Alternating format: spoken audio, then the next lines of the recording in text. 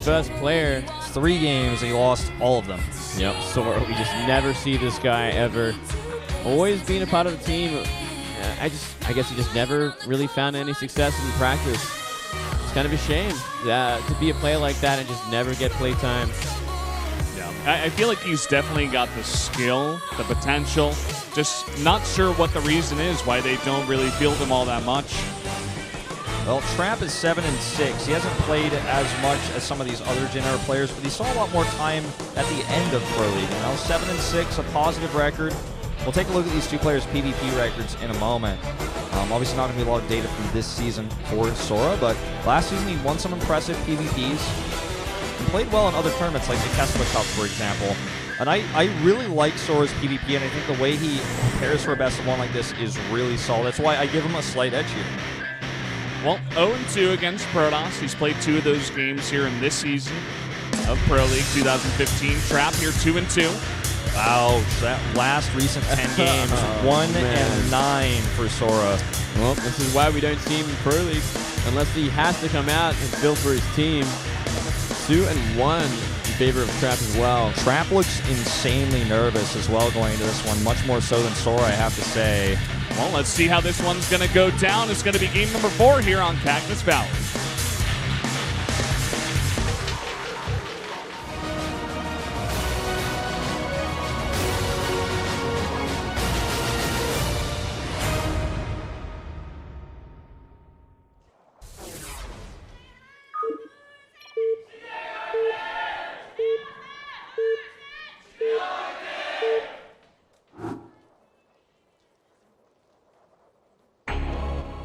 Down here in the bottom left, in the yellow from CJ Entis, it is Sora.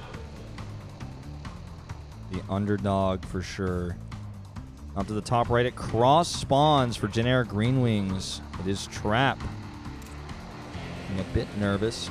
There's so much on the line for players like these two players. Players who will not be able to make it to BlizzCon because they don't have enough points. They don't do well in individual leagues. Pro League is all they've got, right? And for all they know, this could be the last season of Pro League. It's the last season of Pro League on Heart of the Swarm. These guys are not going to BlizzCon. They're not playing in the GSL finals. There's no more GSL after this. If there's any exhibition match tournaments like another Kespa Cup or maybe a Hot 6 Cup, for example, that usually happens at the end of the year, they're not getting seeded in. They're just simply put not good enough. They don't have enough results.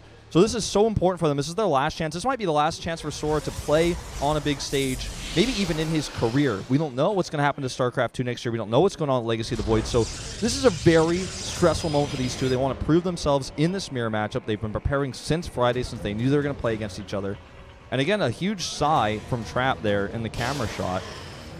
Almost makes me feel like he's about to do an all-in or something. He's like really stressing. Well, I think probably the most nervous thing for Trap is the fact that he's very favored and he has to win this game. It's not about like, oh, it's a big match. It's more like, I have to do this for my team. It's expected of me.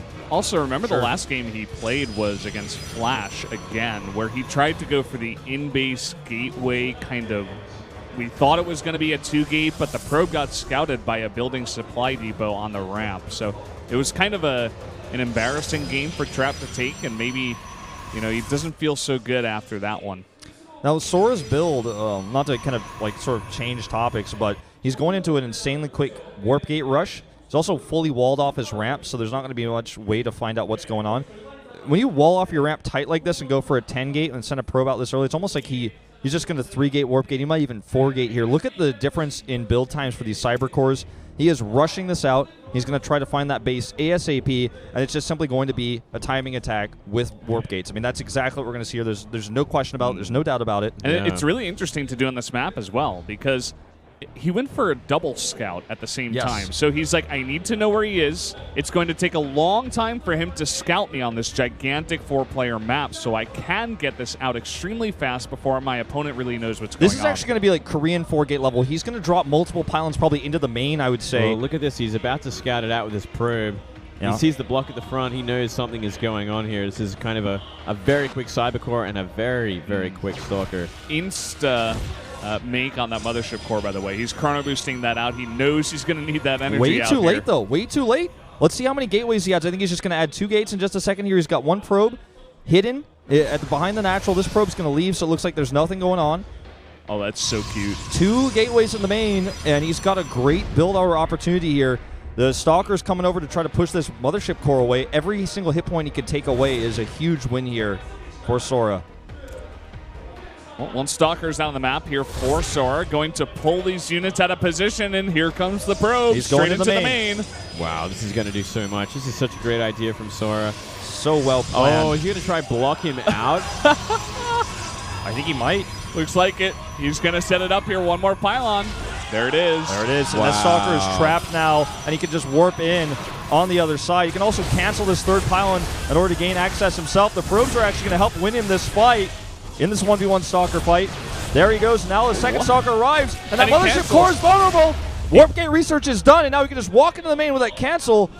Here we go. 93 energy. He needs to kill He the needs Mothership core. it. He needs it.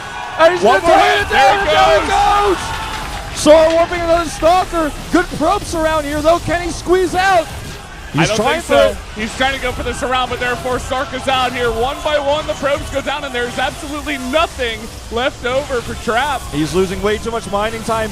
He's got his warp gates ready. Here comes a huge warp into 2 Stalkers. He's going to try to catch these on the retreat, but already another warp in. And this is just too many Stalkers. He's overwhelmed. And that should actually just be game. That should be warping in here is Trap. He's going to desperately try to hold this off, but even with one Zealot in the front, the tank got a second one on the way, and he's just way too far ahead here. Boom. There you go. GG. GG. Tying up the score. I told you guys, do not sleep on Sora when he's preparing these builds. He has a perfect build. He has a double probe scout. He hides the second probe. He traps the Stalker and kills it. Perfect execution of an insanely risky build, and that is what Sora will come out and do in a PvP. And Coach Park had faith, and that worked out. That was a really sick build. That's when a plan comes together perfectly. Yeah, that was just a really beautiful game. That was just so well prepared from Sora. You could really tell, down to the finest detail. Like keeping the 2 probes alive, putting in one, drawing out the units, and the second probe goes up the ramp to make a pylon wall, and then you fight with 2 probes with your 1 Stalker against his 1 Stalker and Mothership core, and you win the fight against the Stalker with your second one coming up. It was so, finely timed. Yeah, It was really cool. He really got away with it as well, baiting out the Stalker like that, and to the fact that Trap never scattered around his natural at all either. He just kind of fell for it and followed it, and then it just ended up biting him. So it really was beautifully executed all in like that. And I don't know, it's surprising, maybe even expected. It's kind of crazy, too, when you scout a tightly walled-off base. Like me, a Pro player, if I scout a tightly walled-off base like that, I'm like, okay, DT's probably. He's got a Dark Shrine there. He doesn't want the probe coming to find. He's like super fast rushing out DTs or something like that. I'm not thinking about Warp Gate research. I'm not thinking about that because you see the Cyber Core already. By the time he saw the core, his own core was done, so he couldn't assume it was rushed. He didn't see any Chrono Boost. I think he was just trying to figure out what was going on, but the second probe was so well hidden. Well, I think like seeing the Stalker that early, like a Stalker out before his Stalker even started, really says about how rushed the Cyber Core was there. He should have known something was going on, but he didn't scout hard enough. Not the best read from Trap, and maybe not the best response. Either way, it's going to tie things up here 2-2. And we are going into Hero versus Symbol, which should go Hero's way with Ragnarok versus Maru for that 6th match. So we were thinking maybe 3-3. It could happen, guys. But first, we're going to take a 10-minute break. We'll be right back.